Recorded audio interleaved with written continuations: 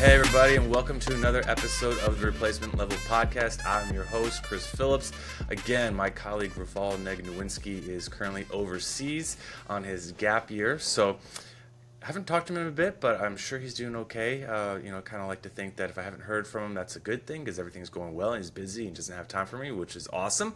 But we'll definitely have to connect with him soon. But today we've got a great episode. We've got special guest Dan Connolly, who is a big-time writer and follower, and I'm going to guess fan of the Baltimore Orioles. He's been doing it for some time now, and is also currently at Sportsnaut, so a colleague of mine as well, too. So welcome to Sportsnaut, Dan, and then also welcome to the show. I appreciate it. How are you doing? Doing good, doing good. I'm so glad to get you on. I've got to admit that I've kind of been following you for a few months now, maybe closing in on half a year. I believe it was something on Twitter that posted, you know how they always suggest things, and there happened to be one about, it was you questioning John Angelos. Am I saying his last name right? Angelos, yeah. Angelos. Okay. And it was you questioning him about something, and I think he was sitting there with the mayor, and it kind of blew up a little bit. And so I was like, okay. And like I listened to it, and I was like, I don't see where, Dan did anything wrong. He's doing his job, asking a question. The owner's kind of being a little bit rude about it. So I was like, okay. I was like, I gotta follow Dan and kind of see where this goes because like this is very interesting to me. So that's kind of what got started all this. I was like, I really gotta talk to him about it, which we will get into that topic here a little bit later. But Dan, kind of want to ask you, how did you get started in all this to begin with? As far as the business itself or the kerfuffle with Angelos? Let's start with the business itself, and then we'll move on to your right. friendly relationship. Yeah, I always wanted, to write, loved writing, loved sports. Grew up in Baltimore, so I did grow up as an Orioles fan during a good time for Orioles fans. But I'm no longer a fan now with the journalistic part of it. But I've actually covered the team for 23 years. I bounced around a little bit different places. I worked for the Baltimore Sun for about 11 years. Started my own thing, BaltimoreBaseball.com. It's still around. Then went to The Athletic for 5 years, and now I'm with Sportsnaut, covering the Orioles all the way through. It's just one of those things that I went, I got a journalism degree, and I was interested in news, actually, and just kind of got bored with news after a while, and sports kind of spoke to me, especially baseball. It's a sport I played growing up and loved. And it just kind of has worked out. So, I've like I said, I started working for the York Daily Record in York, Pennsylvania. That covered the Orioles full time, and then from there the Baltimore Sun, and then through that. But it's been 23 seasons with the one team, and it's been kind of a crazy ride. Nice. So I gotta ask, how did you manage to, like you said you were a fan of him, and you're not really like a fan of him now because of the journalistic aspect of it. Like, how were you able to kind of make that transition? You just kind of have to. I mean, when you're, it's your job. And people, I like to see the Orioles do well because, A, more people read my stuff when they do well. Okay? So Sure. selfishly, there's that. Secondly, I did grow up in Baltimore, have a lot of friends in Baltimore who are huge Orioles fans. I like to see them happy. My father's 92 years old, watches every game. When they win, he's happy. So I'm happy with that. And then thirdly, you get to know the players. And especially me being around so long, you get to establish working relationships with those guys. And for the most part, they're all pretty good guys. I mean, there's obviously some bad apples in every bunch there, but for the most part, good guys. And so I want to see them do well. And and that's part of it. But that's the the entirety of the fandom for me. It is a job. And honestly, I'm happier with it, especially when I was a beat writer at the Sun. If it's a 6-2 game that gets decided in the 7th, I'm happier than whether the Orioles win or lose because that means my job's easier. I don't have to rewrite. I can get my story formulated better and everything else. So it's really about just doing your job. But I mean, there are personal relationships that come into it and stuff. And like I said, you want to see the team do well simply for your own numbers. But overall, I think it is kind of easier. There are times though that you because I grew up with it and I know a lot of the guys now who played for those teams that I watched growing up, you can't help to have that nostalgia. But for the most part, I try to tell it like it is, whether I am, positive or negative or whatever for the Orioles. And I think people like that because I understand what it's like to be a fan, but I'm not there anymore. Okay, perfect. I mean that totally makes sense, and um, like you said, it helps out with your numbers as well. But also, I gotta imagine like you have to battle sometimes like that passion. That does that fandom of yours kind of like creep in every now and then with something you're doing because like you were a fan for so long and now you're not. So it's like every once in a while, like, oh, I just can't take the fact that like this is a frustrating loss or a frustrating team or anything. No, not really. Okay. And I've been doing it for so long that it's not really that anymore. I just, and it's funny. I pretty much shut off the fandom for all sports. Okay. Even though I just cover baseball. I mean, I grew up as a Notre Dame football fan, as a University of Maryland basketball fan, Okay. Orioles, and then the Colts to the Ravens. Whatever. There's a big gap there, obviously. But I like watching sports. Okay. And when people around me are happy and they're watching sports, that's fun too. I don't live and die with anything anymore. Maybe a little bit Notre Dame football since I'm so removed from it. And my dad is, like I said, 92 years old. He lives with me and he's a huge Notre Dame fan. So I probably cheer a little bit more on that end. But Okay. it really isn't that hard for me. My very first time covering an opening day at Camden Yards, I was 25, 26 years old, had never done it before. I was totally geeked out to do it, and then there ended up being a projected rainstorm coming, and they canceled it. Oh no. And moved it to another day, and I was like the kid who didn't get picked up by the bus. I was like, I wanted to go so badly, and it didn't happen. But then, and so that there was some fandom there. I was all angry that I didn't get a chance to do it for the. But like 2 days later, I ended up doing it, and I think that's almost maybe not much longer than that my fandom went away. Because like I said, you got to do a job, and Sure. if I'm being a homer, I'm being I'm being a cheerleader for a team that works on my credibility, and fans don't want that. They want somebody who's inside to be able to tell them the goods and the bads. And I feel like feel like I have that reputation in Baltimore that when something's good happening, I'll write about it, and if something's bad happening, I'll write about it. And I try to keep it as objective as possible, and I think it's why I've had success. Kind of popping from one place to another in the same market. Nice. I mean, I think being fair about it, win or lose, like you said, I think that is the best way to go about it. Just because, yeah, like you're giving praise when the players and owners and management and all that deserve it, and you're giving criticism when they deserve as well. And I think at the end of the day, that's just nobody wants to be treated too like well or too badly. So as long as you're kind of being fair and giving both, I think that's a good way to go about it. And I think you got to take the emotion out of it if you do it right. And so the emotion's completely gone.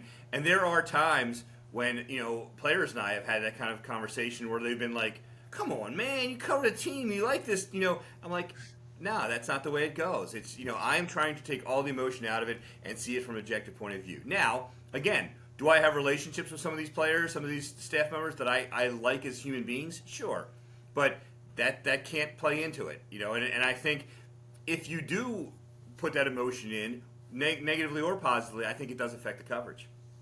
Okay, that's all good advice, and definitely for everybody out there who's wanting to get into this, I would strongly recommend listening to what Dan has to say here because it does make a lot of sense, and I think it would help anybody, who's wanting to get started or who's currently in it and wanting to grow.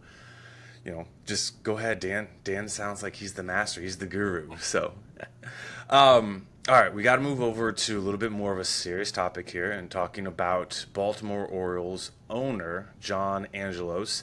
There is a lot of is turmoil the right word, or maybe just like concern with what's going on with the lease for the current Camden Yards Stadium and how is that going to be resolved. Dan, like I said at the beginning of the show, I saw there was a little bit of a interaction between the two of you at one event. I believe that was where John famously said, I'll show you the books and come on down. And then I was like, okay, I really got to see this because I know he's not going to do it. But like, I still got to follow just to see if it comes through, comes true or not. So what can you tell everybody out there? What's the latest? What's going on? Is this going to be resolved or should there be real concern? I don't think there should be real concern because there is a December 31st deadline to sign an extension. I do not believe the Orioles are going anywhere for several reasons. One being Major League Baseball won't let them. I mean, they're not going to shutter Camden Yards, which is still, at 30 years of age, still one of the 4 or 5 best stadiums in baseball, arguably the best. They're not going to let that go. Secondly, the Maryland State Legislature put together a package for the Ravens and the Orioles, which are next door to each other, for $1.2 million in stadium renovations. $1.2 billion, $600 million on each end. And the Ravens have already signed their extension. So not only does Major League Baseball not want to see Camden Yards shuttered, but they have $600 million in bonds available for improvements to Camden Yards to make what is one of the best even better. And so they're not going anywhere. And John Angelos is from Baltimore, raised in Baltimore. You know, he takes it upon himself to kind of champion social issues in Baltimore. And so this is his platform, so he's not going anywhere. Or if he does sell, it would probably be to someone, you know, who knows they can't go anywhere because of what I've just talked about. Mm-hmm. But it's not his team to sell at this point. It's his father's and his mother's. His father had been the Orioles owner since 1993. He is incapacitated health-wise. He's not making any decisions. John is the one who is the CEO and chairman. And I had a interesting relationship with Peter Angelos, the father. And I have respect for him. There's certain things baseball-wise I don't, but as far as a man and some of the things that I know he's done and seen and the conversations we had over the years, I do have a respect for him. John has not grown into this job on a baseball end the way I think and many think he should. Put it that way. And he is trying to put together an entertainment district, almost similar to what the Battery is in Atlanta, around Camden Yards. And that's kind of what the holdup is here, because he wants more money. He wants $300 million more, reportedly, from the Maryland State Legislature to put this together and to make it an entertainment district. In theory, it sounds awesome to have, you know, concert venue and restaurants and everything else right there, so, you know, people can come there even when the Orioles or the Ravens aren't playing. Realistically, that's going to be very difficult to do. They don't have the same kind of space that Atlanta had. Atlanta went out in the suburbs and basically, you know, had this whole group of the land and the ordinances and everything else, and it all came together for them. It's going to be a lot more difficult in Baltimore on that. And I think that's part of the holdup here. The concern, Chris, comes from the fact that, you know, many Orioles fans are either lived through 1984 or their families lived through 1984. And for the Baltimore Colts to leave in the middle of the night to go to Indianapolis freaked everybody out. And so, and it should have. And it took 12 years to get an NFL team back in Baltimore. So Orioles fans will forever be worried about that. And until a lease is signed, and until they say, okay, yeah, you know, the Orioles are going to be here for 30 more years, 50 more years, whatever. Until that is said, there's going to be some nervousness. There's going to be anxiety among Orioles fans. And again, I don't think that in reality is going to happen. I think the Orioles will stay, and John Angelos will get the lease done and all that stuff. But until it's done, yeah, there is some concern. But I don't think the concern is rooted in a reality. Okay. Well, I mean, that's good. Like you said, Baltimore's been there for a very long time. They are a good park.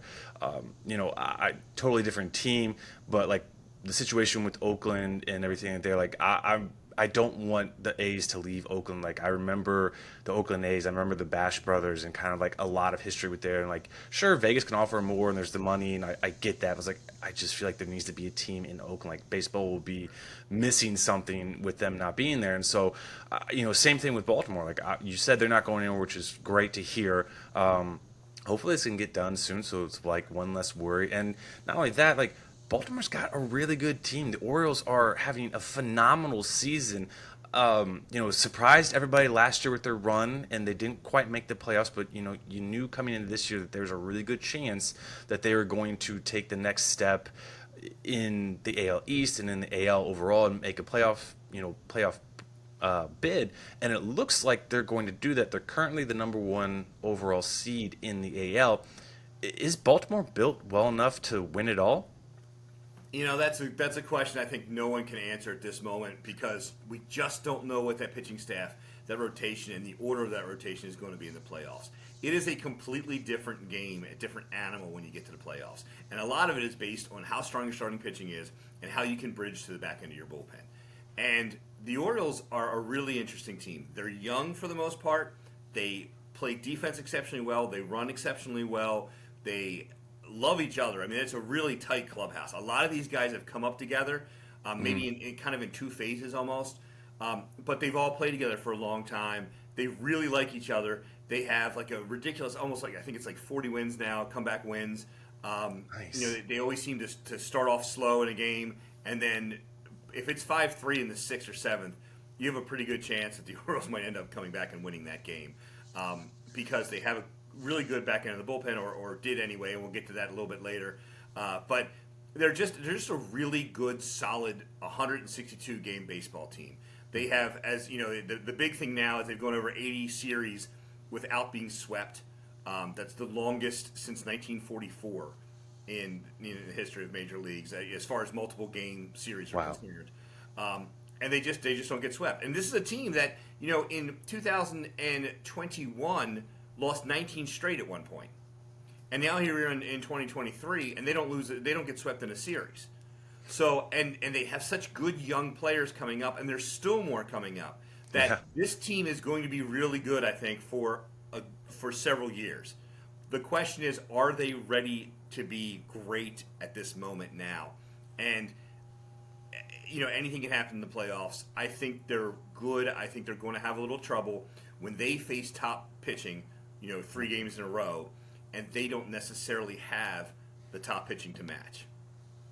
So are we, and I say we, I mean like our fans out there of baseball and fans of the Orioles, Dan, is the chances of winning the AL East for the first time since 2014, is that something we can just check off? Like, I mean, they've got it locked up. I know there's games left and things can happen, but are we pretty much there?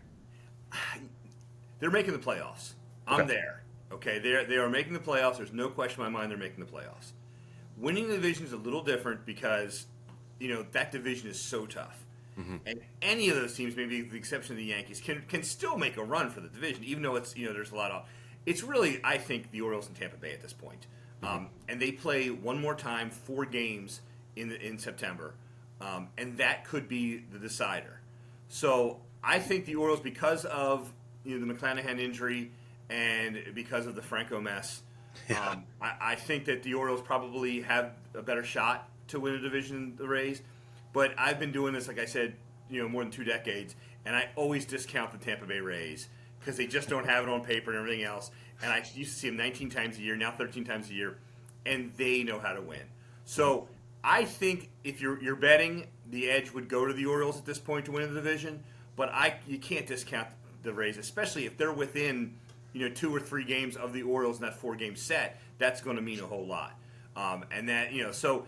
And the Orioles, they just came off a soft part of the schedule. They've had a very difficult schedule most of the year and handled it greatly. This little run here is going to be a little bit more difficult, and they end up in Boston. They have a 9 or 10 game road trip, and then they come back and they get St. Louis, who hasn't been very good, but then they get the Rays for 4. So, to answer your question a long way, I think they can win the division. I think they probably will win the division, but I can't count it just yet because I don't want to discount the Rays like I have most of my career. All right, and that's fair. I mean, the Rays, like you said, they're kind of a pesky team. They don't have, like, you can point to like, oh yeah, that's the thing, or that's the guy or guys. They go out and they play 9 innings, they play 27 outs, and they end up winning a lot more games than people would expect them to do that. So. I think they're very similar teams too. That makes it interesting because the Orioles, although they may have some budding superstars in Rutschman and Henderson and Rodriguez, they're not there yet in that superstar status. And a guy like Mullins is kind of underrated because, or Hayes, or even Santander because they're not in a big market and such. They're good players, so I think they're very similar teams. Mm-hmm. Based, there's an analytics thing, there's an aggressive running thing. They're based on their bullpens have both been very good. So I just can't wait for that series. I think it's going to be a lot of fun. Oh, definitely. It's definitely one we've got to look forward to because there is so much implications on it because, most likely the team that doesn't win the AL East is going to be the top wildcard team. And there's a good chance that, I know they wouldn't be the number 2 seed, but there's a good chance they would have the second best overall record in the AL and still be that top wild card team. So, yeah, definitely something to look forward to here in September, and definitely a series worth paying attention to. Kind of looking further ahead, kind of looking after the season ends. What is the future looking like for the Baltimore Orioles, and kind of like what's, I guess, their biggest need this offseason? Well, the one thing this team is missing is a number one starter. And they're trying to grow their own. Grayson Rodriguez has been pitching really well since he's been up the second time in the second half, and he's only 23 years old. Kyle Bradish has taken a tremendous step this year to becoming in that that number one-ish territory. He's only 26 years old. He's a guy they got in the Dylan Bundy trade a couple years ago from the Angels, and he is impressed. And then they have Kyle Gibson, the veteran, who is a great clubhouse presence, wonderful guy, beloved by everybody in there. But he's had his stumbles, and he's had his stumbles fairly recently as well, including this past week. So you don't know who that number 3 is necessarily going to be. Do they want Grayson Rodriguez to be in that playoff starting mix and that those kinds of situations? So for me, getting a number one starter for this team, an actual ace, I think is huge for this team going forward, because you need that guy. You need that anchor. You need a guy who's going to give you 7 innings. You need a guy who is, or six innings, I guess now. And you need a guy who you just feel like throws his glove out there and you're in the game. And the Orioles really don't have that yet. And again, Bradish and Rodriguez, Dean Kramer's look pretty good. They have some guys that they like, but for the whole majors to look and say, oh gosh, such and such is going to be there. Right. That, I think, is the most important. And the good thing for the Orioles is that there are a lot of really good pitchers on the market this year coming up. I mean, guys like Nola and Urias, and I mean, there's a bunch of them that I think can come in there and be that number one for the Orioles. The question is, are they going to pay that money for him? And I just don't know, based on John Angelos, what he said at times. I'm not sure he thinks they can afford a pitcher of that way. And what they might have to do is they might get another Kyle Gibson-esque type guy, maybe a little step up from him, and then go and trade a couple of these younger players that they have. They still have the number one system in baseball, which is amazing considering the guys that they've already promoted this year, Yes. right? And they're still the number one team in baseball. They have what is one of the best prospects I have ever seen, and I'm not given to hyperbole very much, but Jackson Holliday is a baseball player. I mean, we all know what his dad did, 7-time All-Star or whatever. And this kid looks like he's about 12 years old, and he just plays. He has just torn it up every level he's been at. He's at Double-A at 19, and he is going to be a very, very good baseball player. So they have a lot of depth that they can trade from in the minor league system to help somebody else's system and bring in a number one or a number two kind of guy. So that is what they're going to try to do in the offseason, I think, more so than even free agency. But if they feel they can do it, maybe they'll go after one of the top free agents as well. If you had to make a bold prediction here for the Orioles to go ahead and get that number one guy, do you think they're going to do that via free agency and giving out the money in the contract, or do you think they're going to get that done by having to trade from that farm system? I think the latter, simply because the way John Angelos speaks, he cries poor all the time, and that they don't have the money for these big contracts. And that is, he got himself in hot water recently in a New York Times article where he basically kind of said that we may not be able to keep some of these young players once they get expensive, like the Rutschmans and the Hendersons and such. He didn't name them specifically. He didn't say that he wouldn't, but he basically said that would be really challenging for their economic situation to spend that kind of money on one player. So that doesn't look good. Yeah. So because of that, I think it probably would go the trade way. And if they could get somebody who is, in their second or third year and still has some arbitration and stuff left, I think that would be the way they would like to go. So my guess is that way. And, they have a kid named Joey Ortiz who they took in the 4th round in 2019 who's batting .300 in AAA, and he is known as a glove-first guy, okay? He can run a little. He's a tremendous defensive shortstop, and he's hitting the heck out of the ball in the minors, has the last 2 years, and they can't find a place for him. Because, they have Gunnar Henderson playing shortstop, and they have Jorge Mateo, who they don't want to let go of because he brings so much. And, and now Jordan Westberg is up, and Jackson Holliday's banging on the door at shortstop. So, that's a guy that other teams would love to have, and, they don't have a spot for him right now. So, I think they'll probably, trade some of those guys to get themselves something, in the pitching market. And that's kind of what Mike Elias did. I mean, he didn't sign a top 5 round pitcher through the draft in his first 4 drafts until this year. It was all about hitters, and those hitters, for the most part, are making noise in the minors or now in the majors. So he's got the hitting now. He's got the position players. He's got shortstop, center field, corner outfields all locked up. Now it's a matter of if they can get pitching out of it.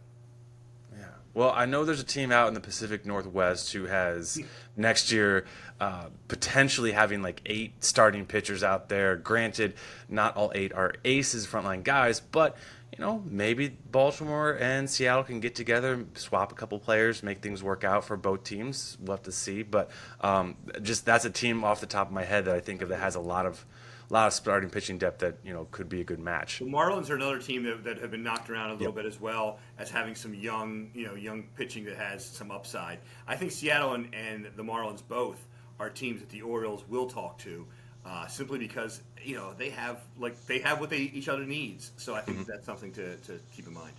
Yeah. We got to talk about kind of going back a little bit here, like going towards like securing the division and the playoffs and everything like that. Felix Bautista went down with an injury. How big of a blow is that to Baltimore's overall success at the end of the season, in winning a World Series? It's a huge blow. And they still haven't said exactly what the severity is, except it's an injury to his UCL. And that almost always means Tommy John surgery, which would mean a year. We're going to find out soon, and because they haven't told us exactly, and it's been several days now, it was Friday when he left the mound, it seems like it's heading down that Tommy John path. It'll surprise no one if that's the case. Sure. And the good news for the Orioles is that Yennier Cano has come out of nowhere. He's been probably the best or one of the best setup men in baseball. He made the All-Star team. He is nasty, and he can move into that 9th spot. And even though he won't be as electric and as, slam dunk as Bautista has been, he's still pretty good. He still should be pretty good in that role. The problem then is that more guys got to step up into that 8th role, and then the guys into the 7th inning that were in the 5th or 6th inning. So it really does disrupt, to me, what the bullpen is going to look like for these next 4+ weeks, maybe 6 weeks or whatever. And that's an issue because the Orioles have had a little bit of trouble going from their starters to the back end of the bullpen. And now that's going to be obviously a little thinner without Bautista. And Bautista has been pretty much automatic for the most part. And the Cano-Bautista combo has been terrific. Yeah. So that's going to be a difficulty. In fact, I was saying with the exception of maybe Rutschman, because he's kind of already the captain of this team in a sense, with the exception of him, Bautista is probably the biggest blow for the Orioles if they were to lose somebody. And again, Rutschman's not really replaceable in both how he handles a team in a game, and and he's obviously a good hitter as well. But Bautista just makes you think that they're going to come back or at least hold leads. And so that's going to be tough. And I think that is going to be the thing we need to watch. And that may be the biggest difference between whether they do win the division and if they don't. Perfect. Awesome. Yeah, it's unfortunate it happened when it did and everything because you don't want to have those kind of injuries happen, especially like after the trade deadline. If it happens before, maybe you can go out and get a closer like David Bednar from Pittsburgh if the Pirates wanted to deal him. But now at this point, like you said, you're kind of having to move guys up and trying to hope a little bit that some of the other guys can step into those roles and continue to success. So will be worth watching for sure. But Dan, what can you share with the fans that you're coming up with next? Like, what do they have to look forward to and get excited about? Both, not just like with the Baltimore Orioles, who are an exciting team, but like with your own work. Here's a little time for you to kind of self-promote, really. Yeah, well, I actually just did a story today that I kind of had a lot of fun with. It started out as a discussion on with all these big money teams that are stinking this year. right? And I mean, Yeah. we've never seen that 6 teams like this, one in each division, have been terrible. Whether it's the Yankees or the Mets or the Angels or the White Sox or the Padres, and I'm forgetting one on the Cardinals. So Yeah. you're talking about 6 teams that are all in the top half of the payroll, and all of them are going to be under 500, miss the playoffs, and some of them will finish in last place. So we had this discussion: which one is most surprising that they stink? Because the Mets won 101 games last year. The Yankees are always good, 99 wins. The Cardinals, are the team in that division, right? And then you have the Padres, who have like an all-star squad, So, and then you have the Angels, who, as one of the guys I talked to yesterday about it said, the Angels should have been there because they have Ohtani and Trout, and they're 3 of the best players in baseball. Yeah. And that's it's a great line, but it's true. They have such talent there, at least on the top end. So I started asking people, and I decided to make it a story. I went to 10, baseball people, players, executives, scouts, media, and kind of asked them to rank 1 through 6, which ones that they felt like were the most surprising to the least surprising on how badly they've done. And so that was a lot of fun. The Padres did end up winning in that one, but it was fairly close, and there were some really good comments about each team. So I just finished up with that. I'm going to do a story probably this week, finishing up this week, on trying to win consecutive titles. And it is something that hasn't happened since 2000, since 1998-2000 in Major League Baseball with the New York Yankees. Obviously, the Astros are on the clock this year. I talked to Dusty Baker, a couple of Astros, but I also talked to other guys who've been in that situation before, and about like how difficult it is that after that year of the World Series championship to do it again. I talked to Brandon Belt, who was in that situation twice with the San Francisco Giants, and how hard that is. Orioles manager Brandon Hyde was a coach on that Cubs team, and after they won the World, they thought they were going to do it for years. Yeah. And they never got back to the World Series. So that's kind of one of the things I'm working on. I also might do a piece sometime soon on the most underrated players in baseball, maybe even by team or by division. Just kind of looking at some of these guys that that people should hear of, but maybe they haven't. For instance, with Baltimore, to me, Kyle Bradish is a guy that people probably don't know anything about him, but he's got one of the lowest ERAs in baseball. So there are that kind of guy on every team. I thought that might be an interesting thing to look at as well. Nice. Awesome. Definitely going to look forward to it. That piece you said about the most underrated team, is that out now, or is that like coming out here in the next The underrated I haven't put together yet, but the one that is out now is the one about the six great sucky teams in baseball, and the kind of the poll that I did with analysts and such, and that just came out today. Okay, and that's what I'm guessing with Sportsnaut then? It is with Sportsnaut, right? Okay, perfect. I got to go check that out because I want to reading about those comments and stuff from the players and everything. So awesome. Well, everybody, like I said, this is Dan Connolly here with Sportsnaut, big time follower of baseball, the Baltimore Orioles, a little more specifically. Check him out on X at Dan Connolly 2016. Check out his stuff at Sportsnaut. He's a master of his craft. He's done great work. I've read several of his articles. Really enjoy the read. It's very easy to get through. Makes you become a fan of them and kind of root for the Orioles as well. And like I said, I started following him on X because of his questioning with John Angelos at an event that I still feel like you did everything you're supposed to do, like nothing wrong, and I don't know why he got so upset about it, but it is what it is. So check him out on Sportsnaut, check him out on X, anywhere else you can find him out there on social media. Check us out on YouTube, check us out on Apple Podcasts, Spotify. You can follow myself at C_Phillips_13. You can follow Rafal at RafalN613. You can follow the podcast at Replacement Level 1. So tell your friends, share this with everybody out there. And until next week, guys, Dan, thank you so much for coming on. We really loved it, and we definitely want to have you back on, especially if Baltimore makes a deep run in the playoffs. Absolutely. Thanks, Chris. Thanks for having me. All right, guys, until next week, have a great day.